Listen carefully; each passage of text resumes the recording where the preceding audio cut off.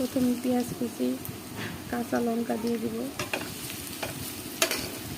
হালকা নাড়াচাড়া করে নিব।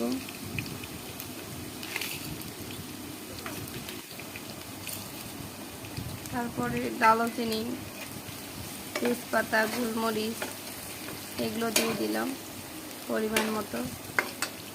একটু নাড়াচাড়া করে বাদামি কালার করে নিলাম। আবার একটু নাড়াচাড়া করব।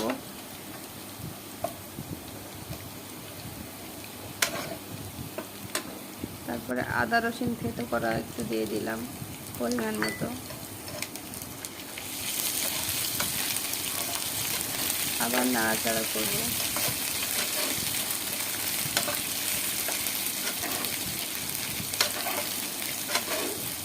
আর একটু নাড়াচাড়া করে আমরা মসুর ডাল একটু দিয়ে দিব পরিমাণ মতো।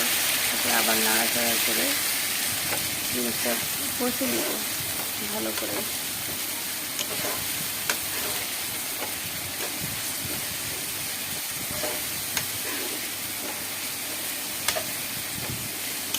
একটু নাড়াচাড়া করে কষে নিব ভালো করে। কষানো হয়ে গেলে মাংস আগে থেকে রান্না করা ছিল সেটা দিয়ে দিব, দেশি মুরগির মাংস। তারপরে ভালো করে নাড়াচাড়া করে কষে নিব। কষানো শেষের পথে আরেকটু ভালো করে নাড়াচাড়া করে নিব। তারপরে চাল দিয়ে দিব 1 কেজি পরিমাণ। চাল দেওয়ার পরে ভালো করে একটু কষে নিব। ভালো করে নাড়াচাড়া করে কষে নিব।